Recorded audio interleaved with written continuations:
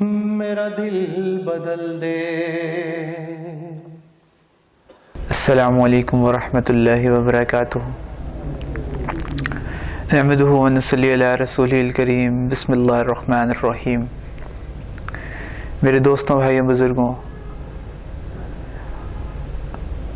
انسان دنیا میں اگر اسباب کو اپنی باندھی بنا لے اور زندگی گزارنے کی سہولیات کو اپنی مٹھی میں لے کر گھوم رہا ہو، جب تک وہ اللہ تک نہ پہنچ جائے اسے سکون نہیں مل سکتا. میرا نام محمد طیب عاطف ہے اور میں پنجاب کالج سے پڑھا ہوں.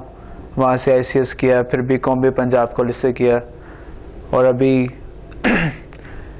MCom چل رہا ہے یونیورسٹی آف ساؤتھ ایشیا سے.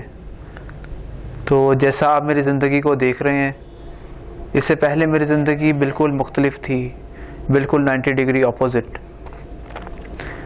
تو اس بات کی جستجو ہوئی کہ کیا واقعی میری زندگی کا مقصد یہ ہے کہ میں کھاؤں پیوں اور انجوائے کروں اور پھر چلا جاؤں. اس بات نے مجھے پریشان کیا کہ آخر کیا صرف یہی میری زندگی گزارنے کا مقصد ہے. اس سے پہلے جب میں کالج میں تھا BCom میں، تو مجھے میوزک کا بڑا شوق تھا اور میں کنسرٹ بڑے اٹینڈ کیا کرتا تھا. ایون کہ پاکستان کا شاید ہی کوئی سنگر ہو جسے میں نے لائیو نہ سنا. ہر سنگر کو لائیو سنا، ہر گٹر کا پانی پیا. اور پھر کرکٹ کا بھی بہت زیادہ شوق تھا. اپنی شہر کے لیے کرکٹ کھیلی اور پھر ریجن لیول پہ بھی گیا. PCB کی طرف سے ریجنل اکیڈمیز کا انعقاد کیا گیا تو اس میں بھی میں سلیکٹ ہوا، اور ریجن کرکٹ ایسوسی ایشن کی طرف سے انڈر 19 میں 3 سال کھیلا ہوں اور نیشنل کرکٹ اکیڈمی بھی کی ہے. لیکن زندگی کا مقصد صرف یہی نظر آ رہا تھا کہ جیسے مجھے کوئی چارم مل جائے، جیسے مجھے کوئی فیم ملے. لیکن زندگی گزار کے جیسے جیسے زندگی گزرتی رہی تو خواہشات بھی پوری ہوتی رہی. اب ہر خواہش مجھے حاصل تھی، لیکن پھر بھی ایک سکون نہیں تھا، کیونکہ انسان کو اللہ نے جس طرح سے بنایا، اگر انسان یہاں پر یورپ کی گلیوں میں زندگی گزار رہا ہو یا پھر افریقہ کے صحراؤں میں زندگی گزار رہا ہو، جب تک وہ اللہ تک پہنچ نہیں جاتا اسے سکون نہیں مل سکتا. اسی طرح ہی میرے ساتھ بھی تھا. ساری رات میری کانوں میں ہینڈ فری ہوتی تھی اور میں میوزک سنتا سنتا سو جاتا تھا اور پوری رات موویز دیکھتے دیکھتے گزر جاتی تھی. ہر بالی ووڈ ہالی ووڈ موویز دیکھا کرتا تھا. اور پھر فیشن کا اتنا شوق تھا کہ ہر ایکٹر کی طرح بننے کی کوشش کیا کرتا تھا، جیسے ہر لڑکا آج کل کرتا ہے.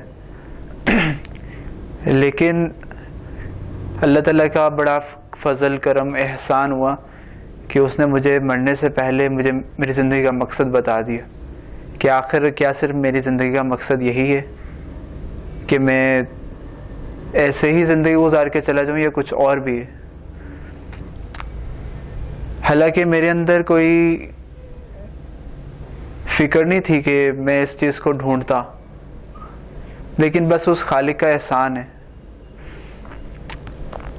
ہوا ایسے کہ جب 2012 میں رمضان آیا تو رمضان میں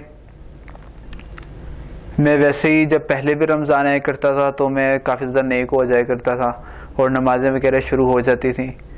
لیکن 2012 میں جب رمضان آیا، پہلے جو رات موویز دیکھنے میں گزرتی تھی وہ میں تعلیم صاحب کے بیان سننے میں گزرنے لگ گئی.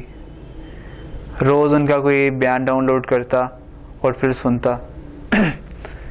تو اسی طرح ہی پھر جب آخری عشرہ قریب آیا تو ایک دوست ہے نیبرز میں، اس سے کہا، میں نے کہا کہ دل چاہ رہا کہ اعتکاف میں بیٹھ جاؤں. تو وہ کہنے لگا تو گھر میں 10 دن ٹک کے نہیں بیٹھتا تو مسجد میں 10 دن گزارنے. اب میں کام سے کہیں پر گیا ہوا تھا تو میرا دوست جس سے میں نے کہا تھا یار دل کر رہا ہے اعتکاف میں بیٹھ جاؤں, وہ میرے ساتھ رات کو کرکٹ کھیلا کرتا تھا. رمضان میں ہم رات کو کرکٹ کھیلا کرتے تھے. تو اس نے ایسا کیا, اپنے گھر سے چادر لا کے میری چادر لگا دی اور بعد میں مجھے فون کیا, کہنے لگا کہ تو کہاں پر ہے. میں نے کہا میں اس جگہ پہ کام سے آیا ہوں. تو کہنے لگا میں نے اعتکاف کے لیے تیری چادر لگا دی. میں نے کہا یار میں تو تیرے ساتھ مذاق کر رہا تھا اور میرا تو ابھی ارادہ کچا پکا ہے. کہنے لگا اب تو میں لگا چکا ہوں. خیر اس نے چادر لگا دی. اب میں گھر آیا تو میں نے اپنی والدہ سے کہا اور گھر والوں کو بتایا. میں نے کہا میرا دل کر رہا ہے میں اعتکاف میں بیٹھ جاؤں. تو وہ تو پہلے ہی چاہتے تھے کہ یہ شاید کوئی بندہ بنے. انہوں نے کہا ٹھیک ہے بھائی بیٹھ جا. تو لیکن میرا ارادہ اس وقت بھی کچا پکا تھا, یعنی کہ کوئی بیٹھنے کا ارادہ نہیں تھا, کیونکہ اس سے پہلے کی زندگی میں نماز بھی مسجد میں جا کے نہیں پڑھتا تھا اور کہیں کہیں جمعے گزر جاتے تھے. اللہ بس معاف فرمائے.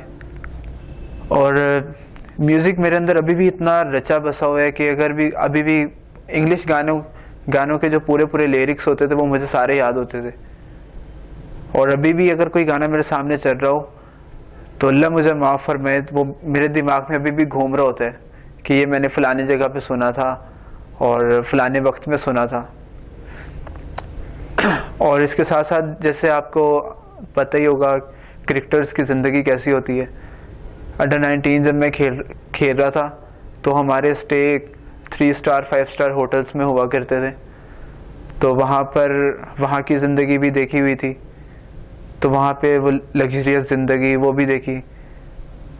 تو یعنی کہ مجھے کہیں پہ ٹکنے کی عادت نہیں تھی اگر اپنے الفاظ میں بولوں. تو اب 10 دن جب مسجد میں آرام سے وہاں پہ بیٹھنا پڑا تو ایک دفعہ ایک میرے ذہن پہ بوجھ, جیسے شیطان انسان کے دل میں فوراً سے ڈالتا ہے بھائی کیسے ہوگا. تو میرے دل میں بھی آیا کہ ابھی 10 دن مسجد میں گزارنے. لیکن جب آخری مومنٹس تھیں تو ہمارے جو مسجد کے مولانا صاحب ہیں انہوں نے پوچھا کہ بھئی اعتکاف والے کون ہیں, کون اس بار بیٹھ رہے, تاکہ میں انہیں اعتکاف کے کچھ فضائل مسائل بتاؤں تاکہ انہیں فائدہ ہو جائے. تو لڑکوں نے بتایا کہ یہاں پہ وہ طیب رہتا ہے وہ بھی بیٹھے گا. تو پوچھنے لگے وہ کون ہے, کیونکہ انہوں نے مجھے کبھی مسجد میں دیکھا ہی نہیں تھا اور نہ میں بھی نہیں انہیں جانتا تھا یہ مولانا ہماری مسجد میں ہوتے ہیں. تو لڑکوں نے مجھے بتایا کہ آپ کو مولانا صاحب بلا رہے تھے. میں کہا چلو مل لیتے ہیں. اور میرے ذہن میں مولوی ایک کمی قسم کے لوگ ہوا کرتے تھے اور داڑھی والوں سے مجھے انتہا کی نفرت تھی. میں بالکل انہیں دیکھنا بھی نہیں چاہتا تھا اور ان کی سننا تو دور کی بات. خیر میں اپنے ایٹیٹیوڈ کے ساتھ اسی طرح ہی جینس میں نے پہنی ہوئی اور ٹی شرٹ تھی, تو میں گیا جا کے مولانا کے پاس بیٹھا. تو مولانا کہنے لگے آپ کہاں رہتے ہیں؟ تو میں نے کہا ادھر قریب ہی مسجد سے قریب اس مین روڈ پہ ہی ہمارا گھر ہے. کہتے اچھا تو آپ اعتکاف میں بیٹھ رہے ہیں؟ میں نے کہا جی. تو انہوں نے مجھے اعتکاف کے کچھ فضائل سنائے, کچھ مسائل بتائے. تو میں گھر واپس آ گیا. اور جب میں گھر واپس آیا تو اس وقت بھی میرا کنفیوزنگ سا تھا کہ میں بیٹھوں گا یا نہیں بیٹھوں گا. لاسٹ مومنٹ پہ جب میں جانے لگا تو بڑا پریشان سا تھا. اب چاچو مجھے کہنے لگے بھائی اگر تیرا دل نہیں کر رہا جانے کو تو نہ جا. میں نے کہا نہیں اب تو سب کو پتہ چل گیا, اب بے عزتی والی بات ہے, اب جانا پڑے گا. تو مجبوری سے مجھے جانا پڑا. اب جب میں 10 دن کے لیے اعتکاف میں بیٹھا تو وہاں پر ایک لڑکا تھا جس کا نام عثمان ہے. وہ تبلیغ کے کچھ اعمال میں جڑا کرتا تھا. تو وہ رات کو میرے پاس آ جاتا اور آ کے مجھے دعوت دیتا. پہلے تو میں اس سے بہت چڑھتا تھا کہ یہ میرے پاس کیوں آ کے بیٹھتا ہے, لیکن وہ اس بیچارے میں اتنی خلوص تھا اور اتنے وہ پیار محبت سے مجھے لیتا کہ مجھے مجبوراً اس کی بات کو سننا پڑتا. تو اس کا تھوڑا تھوڑا دعوت دینا, تو پھر مجھے قبر حشر کا کچھ احساس ہوا کہ آخر ایک دن میں نے بھی مرنا ہے. یہاں پہ اس زندگی کے بعد موت ہے اور اس جوانی کے بعد بڑھاپا ہے. یہاں پہ موت آ کے نہ چاہتے ہوئے بھی پکڑ لیتی ہے اور قبر میں جانا پڑتا ہے. اور پھر یہاں کے لیل و نہار، یہاں کی رونق یہ قبر کی وحشت میں بدل جاتی ہے. اور پھر یہاں کے جو شہرت یافتہ لوگ ہیں وہ بھی ایک دن گمنام ہو جاتے ہیں. یہاں پہ مہندی کے جو ناچ ہیں انہیں ایک نہ ایک دن انہیں آ کے فوتگی کے نوحے سننے پڑتے ہیں. تو اس سب چیزوں کا احساس ہوا کہ ایک دن اللہ کے سامنے پیش ہونا ہے. اور حضور صلی اللہ علیہ وسلم جن کے اتنے احسان، اصل میں مجھے پتہ ہی نہیں تھا کہ حضور صلی اللہ علیہ وسلم اور اللہ کون ہیں اور مجھ سے کیسی محبت کرتے ہیں، اور حضور صلی اللہ علیہ وسلم کے میرے اوپر کیا کیا احسانات ہیں، کہ یہ وہ ہستی جنہوں نے اپنی اولاد کو قربان کروایا میرے لیے. مجھے تو یہ پتہ ہی نہیں تھا. تو جب تھوڑا تھوڑا احساس ہونے لگا تو پھر جب میں اعتکاف سے اٹھا تو ایسا ہوا کہ میری زندگی ویسی کی ویسی تھی، بس میرے اندر 2 چینجنگ آئی تھیں. ایک میں نماز پڑھنے لگ گیا تھا مسجد میں جا کر نماز پڑھنی، اور دوسرا یہ ہوا کہ مسجد میں عشاء کے بعد تعلیم ہوا کرتی تھی، تو وہ جو لڑکا تھا وہ مجھے پیار محبت سے منت سماجت کر کے تعلیم میں بٹھا لیتا. کبھی کبھی میں اسے نخرے بھی دکھاتا لیکن وہ مجھے بٹھا لیتا. تو مسجد کی تعلیم میں بیٹھنے لگ گیا.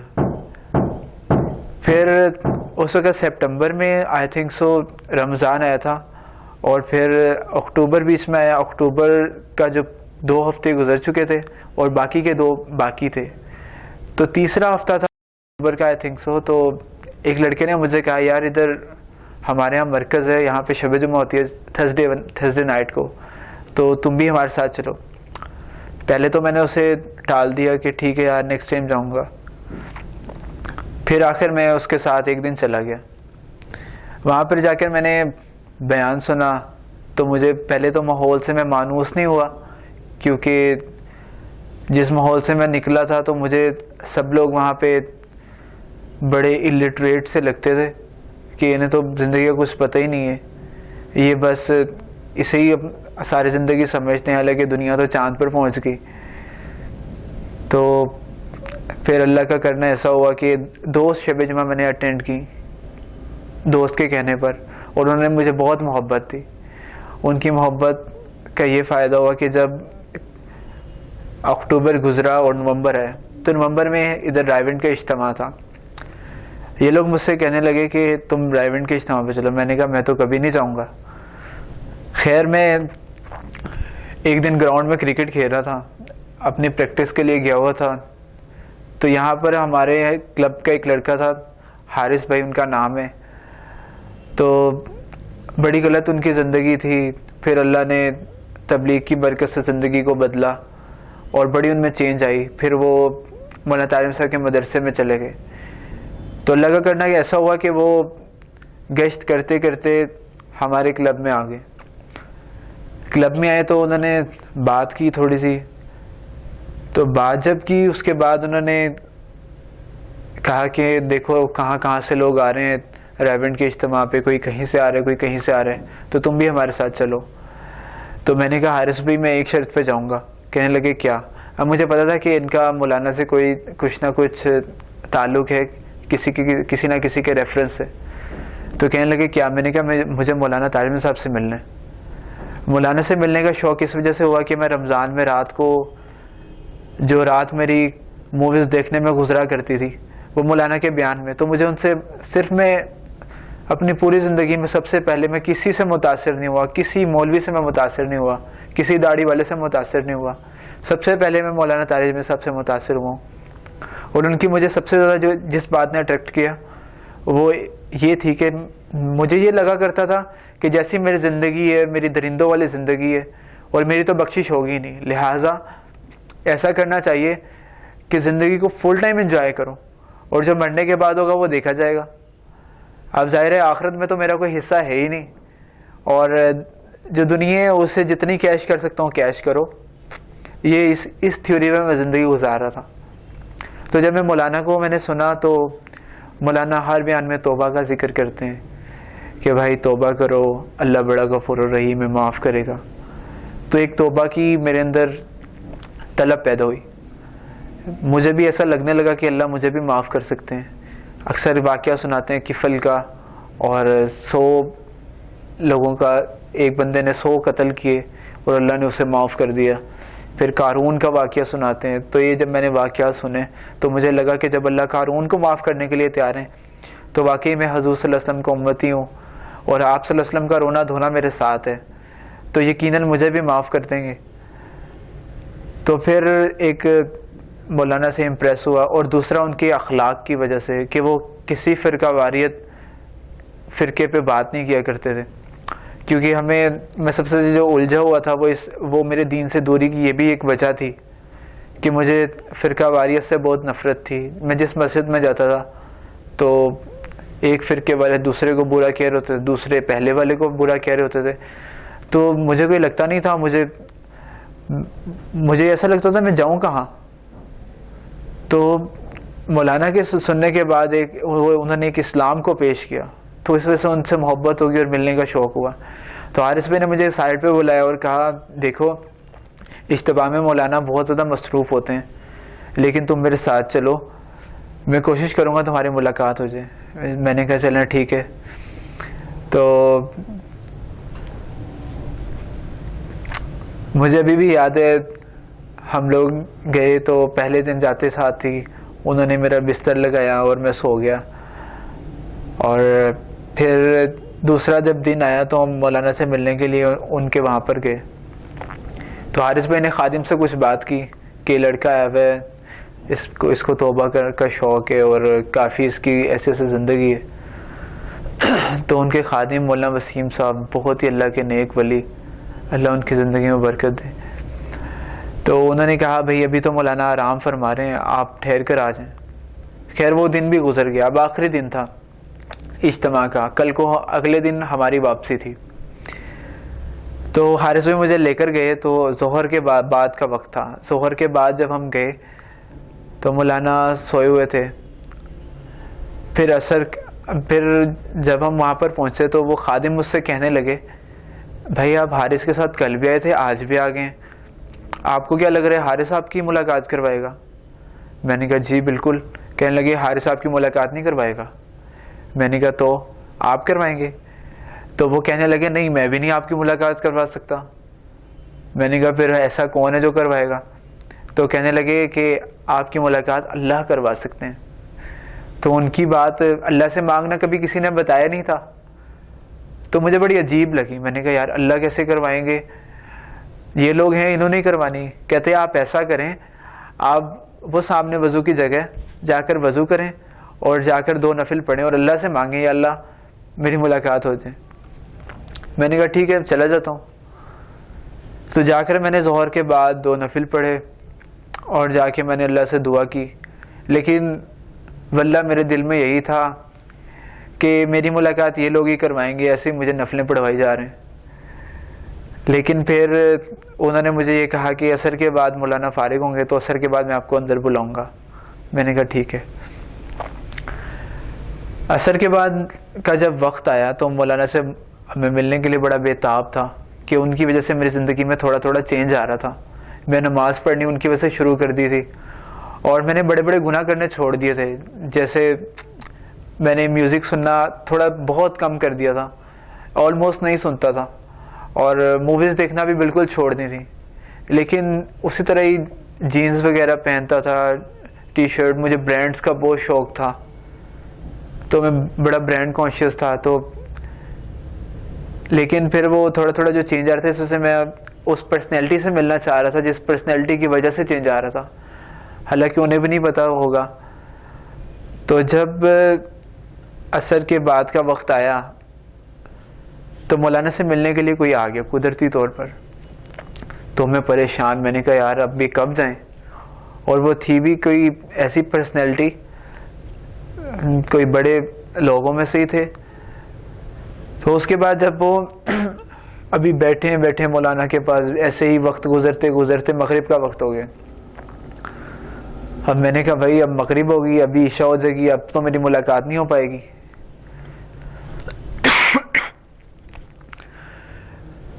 تو پھر ایسا کرنا ہوا کہ مغرب کے بعد میں نے نماز پڑھی اسی جگہ پہ جہاں پہ میں نے ظہر کے بعد 2 نفل پڑھے تھے. اور اس کے بعد پھر میں نے واقعی سچے دل سے اللہ سے دعا کی. میں نے کہا اللہ واقعی یہ باقی تیری مخلوق ہے, یہ کچھ نہیں کر سکتی, اور جیسا آپ چاہیں گے ویسا ہی ہوگا. اور پھر میں نے کہا یا اللہ آپ ہی ملوا سکتے ہیں, مجھے ملوا دیجئے, میں ملنا چاہتا ہوں. ابھی میں نے دعا کے لیے ہاتھ پھیرے ہی تھے, ساتھ ہی مجھے فون آیا بھائی اندر آؤ. تو میں اندر آیا تو میری مولانا طارمی صاحب سے ملاقات ہوئی. سب سے پہلے مولانا نماز پڑھ رہے تھے تو میں ان کے ساتھ جا کر بیٹھ گیا, سلام پھیرا. پھر کرسی پہ بیٹھے مولانا, میں ان کے نیچے ساتھ ان کے بیٹھ گیا. تو پھر میرا مصافحہ ہوا. پھر میں نے کہا کہ پھر ایک نصیحت میں نے ان سے کہا کہ آپ مجھے کر دیجئے. تو پہلی نصیحت مولانا نے کی کہ بیٹا اپنی زبان کی حفاظت کرو, کسی کو دکھ نہ دینا زبان سے, کسی کو گالی نہ دینا. خیر اس ملاقات نے مجھے اندر سے بالکل نرم کر دیا. میں بالکل اپنے آپ کی زندگی پہ, میں نے کہا ایک زندگی انہوں نے گزاری اور ایک میں نے گزاری. اور اگلے دن ہمارے ایک بزرگ ہیں انڈیا کے, مولانا سعد صاحب, مولانا سعد صاحب کا بیان تھا. وہ جو لڑکے جو مجھے لے کر گئے ہوئے تھے وہ مجھے کہنے لگے بیان سننے کے لیے ممبر کے قریب چلیں. میں نے کہا ہے بتاؤں چلو چلتے ہیں. تو مجھے ممبر کے پاس لے گئے. اب چونکہ میں اسٹوڈنٹ تھا تو اٹینٹیو ہو کے سننا مجھے آتا تھا, میں جو بھی کام کرتا تھا اٹینٹیو ہو کے کرتا تھا. تو مولانا سعد صاحب کا بیان میں نے بہت اٹینشن سے سنا. مولانا سعد صاحب کا 4 گھنٹے کا بیان تھا, اور وہ سننے کے بعد مجھے ایسا لگا جیسے میں مسلمان ہو ہی نہیں. اور پھر میں نے اپنا کمپیریزن کیا. میں نے کہا اگر مجھے آج موت آتی ہے تو کیا میں حضور صلی اللہ علیہ وسلم والے دین پہ جاؤں گا یا کوئی اور میرا دین ہوگا. مولانا سعد صاحب کے بیان سے میں بالکل 90 ڈگری اپوزٹ, میری جو تھنکنگ تھی وہ بالکل 90 ڈگری اپوزٹ ہو گئی. تھنکنگ بالکل چینج, اور جتنے لائف کے پلانس تھے سارے چوپٹ. میں تو کرکٹ سٹار بننا چاہتا تھا کہ کرکٹ میں جاؤں گا, کچھ کروں گا, اور پھر آگے کی زندگی گزاریں گے, ورلڈ کا بیسٹ کرکٹر بننا ہے. لیکن پھر جب مولانا سعد صاحب کا بیان سنا تو میں نے کہا میں جتنا بھی اچھا کرکٹر بن جاؤں, آخر ایک دن مجھے موت آ جائے گی تو میری کرکٹ کے کارنامے تو مجھے قبر میں نہیں دکھائے جائیں گے, وہاں تو میرے جسم سے نکلنے والا عمل دکھایا جائے گا. اور جیسے میرے اعمال ہیں, اگر میں ان اعمال کے ساتھ چلا گیا تو جہنم پکی ہے. تو اپنا کمپیریزن کیا. کمپیریزن کرنے کے بعد پھر اللہ نے توبہ کی توفیق دی, اور پھر میں جیسے اجتماع سے آیا تو سنت کا اہتمام شروع کر دیا. پھر آہستہ آہستہ میرے اندر ساری سنتیں آتی چلی گئیں. لیکن اس کے لیے ماحول بہت ضروری ہے. جتنے بھی لوگ مجھے سن رہے ہیں ان سے میں یہی کہوں گا کہ اگر آپ اپنی زندگی میں چینج چاہتے ہیں, اس کے لیے 2 باتیں ہیں. ایک تو چینج ایک دم سے نہیں آتا, سلولی آتا ہے. اور دوسرا چینج لانے کے لیے آپ کو ماحول بہت ضروری ہے. جب تک آپ ماحول میں جاتے رہیں گے تو آپ میں چینج رہے گا, ورنہ آپ پھر انسان کے اندر برائیاں خود بخود آتی ہیں. جب میں اجتماع سے واپس آنے لگا تو مجھے میرے چاچو کا فون آیا, بھائی کہاں پر ہو؟ تو میں نے انہیں بتایا کہ میں ادھر اجتماع پر آیا ہوں. کہنے لگے اچھا میں لاہور آیا ہوں, تو واپس نہ میرے ساتھ گاڑی میں چل رہا. میں نے کہا چلیں ٹھیک ہے. تو جب میں ان کے ساتھ گاڑی پہ جا رہا تھا تو ایک جگہ پہ انہوں نے ایک ہوٹل پہ کھانے کے لیے گاڑی روکی. ہم اس ہوٹل میں گئے, بڑا ہوٹل تھا. تو ہوٹلنگ کا مجھے پہلے بہت شوق تھا, تو انہوں نے اس وجہ سے کہ اسے ہوٹلنگ کا شوق ہے, اچھے سے ہوٹل پہ گاڑی کو روکا. اور پھر جب ہم کھانا کھانے کے لیے گئے تو وہ وہاں پہ رائس تھے, تو وہ میں ہاتھ سے کھانے لگ گیا, کیونکہ نیا نیا جدون سا چڑھا ہوا تھا اور مجھے دنیا میں. تو چاچو کہنے لگے ارے تو نے یہ سپون پڑی ہوئی ہے, اس سے نہیں کھانا؟ تو میں نے کہا نہیں, مولانا سعد صاحب نے اپنے بیان میں فرمایا تھا سنت میں شرم محسوس کرنے والے سنت کو مٹانے والوں میں سے ہیں. تو ہم نے ہوٹل والوں کو جتنے پیسے یہ مانگیں گے اتنے دینے ہیں, تو ہماری مرضی, ہم جیسے مرضی کھائیں, تو میں تو سنت کے طریقے سے کھاؤں گا. تو چاچو بڑے حیران ہوئے اس سے ہو کیا گیا. تو پھر میں جب واپس آ گیا, پھر ایسے ہی میں شب جمعہ پہ کا اہتمام کرنے لگ گیا. میرے مسجد والوں کا بڑا رول ہے اس میں. پھر میں پنجاب کالج میں پڑھا کرتا تھا, تو میں 1 نمبر کا شرارتی ہوا کرتا تھا, بہت شرارتیں کرتا تھا. پھر ایک دم سے میں جب کالج میں جاتا تو بالکل چپ چاپ بیٹھا رہتا, اور پھر لوگوں کو دعوت دیتا. کچھ لوگ تو سمجھتے پتہ نہیں یہ دعوت دے کے ہمارے ساتھ مذاق کر رہے ہیں، اور وہ مجھے سیریسلی نہیں لیتے تھے. اس میں ایک میرے 2 دوست تھے اور جو میرے ساتھ ہر وقت پھرا کرتے تھے، جن سے میری زندگی بالکل نہیں چھپی تھی. جب میں نماز کے لیے انہیں کہتا کہ بھائی میں نماز کے لیے جا رہا ہوں، وہ کہتے واقعی تو نماز کے لیے جا رہا ہے؟ تو خیر وہاں پہ میں صحن میں نماز پڑھتا تھا، کیونکہ مجھے سیلف اسٹیم میرے اندر پیدا ہو گئی تھی. سیلف اسٹیم اس وجہ سے پیدا ہو گئی تھی کہ پہلے بھی میں اپنے آپ سے، میں کسی دوسرے کو، میرے اندر ایٹیٹیوڈ اتنا تھا کہ میں کسی دوسرے کو اپنے سے اچھا سمجھتا ہی نہیں تھا. میں کہتا تھا میں بیسٹ ہوں اور میرے سے اچھا کوئی ہو ہی نہیں سکتا. تو اتنا ایٹیٹیوڈ میرے اندر تھا. اس وجہ سیلف اسٹیم آنے میں زیادہ دیر نہیں لگی، بہت جلدی سے آ گیا. تو جب سیلف اسٹیم آئی تو اس وجہ سے مجھے دین پہ چلنا آسان ہو گیا. اس وجہ سے پھر میں ماحول میں جڑتا رہا. اور پھر ایسے ہی محرم آئی تو محرم میں ہمیں چھٹی ہوتی تھی. یہ BCom پارٹ 2 کی بات ہے. تو چھٹی ہوئی تو میں نے گھر والوں سے کہا کہ ابھی 3 دن کے لیے جانا ہے اللہ کے راستے میں. تو آج کل جیسے آپ لوگوں کو پتہ ہے ہمارے گھر والے لمیٹڈ سا دین پسند کرتے ہیں کہ بچہ بس نماز پڑھنے لگ جائے اور اس کی جو فزیکل اپیرنس ہے اس میں بالکل کوئی چینج نہ آئے، صرف نماز پڑھے اور ہماری بات مانے. خیر انہوں نے تھوڑی سی منت سماعت کے بعد مجھے اجازت دے دی کہ ٹھیک ہے تم چلے جاؤ. پھر میرے پہلی دفعہ 3 دن لگے اللہ کے راستے میں. تو مجھے تبلیغ کا کام کچھ تھوڑا سمجھ میں آیا اور مجھے اس سے بہت محبت ہونے لگی کہ یہ کام بہت اچھا ہے، یہ کرنا چاہیے. اور جب میں اللہ کے راستے میں گیا، پہلا دن تھا، اور جیسے ہی ہم مسجد میں پہنچے تو امیر صاحب نے کہا کہ بھائی 2 کی جوڑیاں بن جائیں اور 2 لوگ جا کر نا سب کو انٹیمیٹ کر دیں کہ آپ کی مسجد میں جماعت آئی ہوئی ہے، تو آ کر کچھ وقت ہمیں بھی دے دیں. تو مجھے آج بھی یاد ہے کہ جب میں سب سے پہلی بار گشت پہ نکلا تو میرے ساتھ ایک بابا جی تھے. تو مجھے لگا کہ شاید ان کو کچھ نو ہو ہے، لیکن وہ بھی میری طرح پہلی بار نکلے ہوئے تھے. امیر صاحب کو بھی نہیں پتا تھا. تو میں نے ان سے کہا، میں نے کہا جب کوئی ملے گا تو بات آپ کریں گے نا؟ کہتے بیٹا میں تو پہلی بار آیا ہوں. میں نے کہا میں بھی پہلی بار آیا ہوں. تو میں نے کہا چلے میں کر لوں گا. کانفیڈنس مجھ میں تھا. تو میں جب پہلی بار مسجد سے باہر نکلا اور میں نے ایک انکل کو روکا، میں نے کہا بات سنیے گا. تو انہوں نے بات سنی. تو میں نے کہا آپ سے کچھ بات کرنی. کہتے کیا؟ میں نے کہا ہم لوگ مسجد سے آئے آپ کو ملنے کے لیے. تو یہ میری پہلی دعوت تھی اور مجھے جواب کیا ملا؟ بھائی آپ تو فارغ لوگ ہیں، ہم تو مصروف ہیں، آپ جا کے اپنا کام کریں، مجھے بھی وقت نہیں ہے. تو مجھے تب احساس ہوا کہ اللہ کے راستے میں پھرنا کتنا مشکل ہے. پہلے میں بھی تبلیغ والوں کے ساتھ ایسے ہی کیا کرتا تھا، لیکن اس پہ جو بیتتی ہے اس کا احساس وہ پہلی بار ہوا.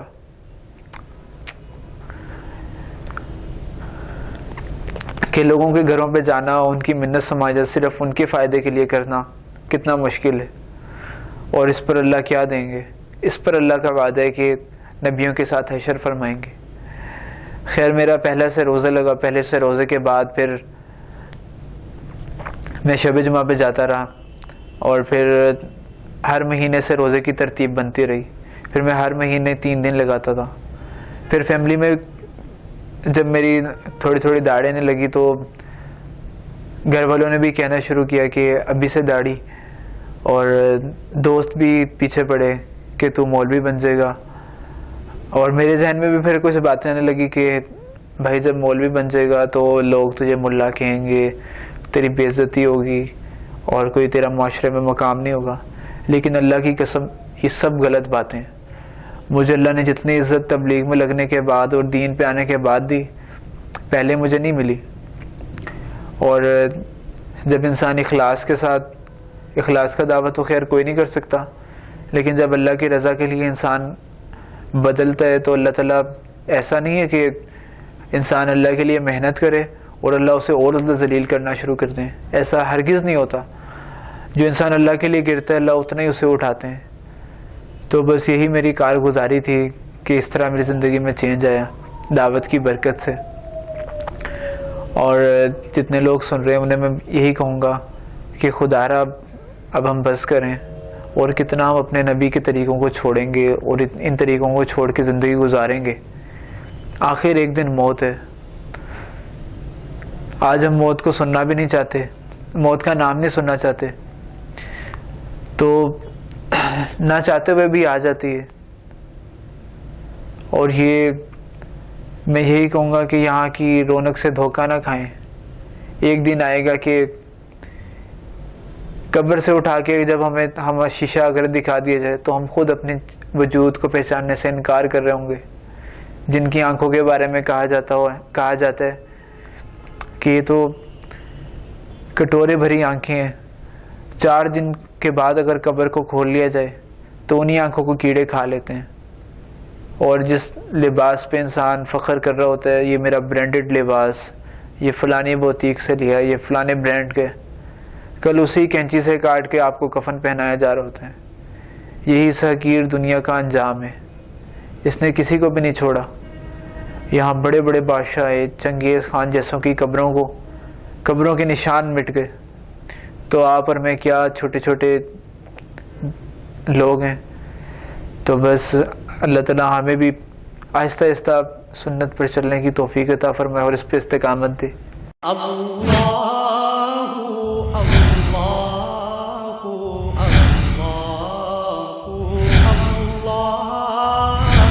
اللہ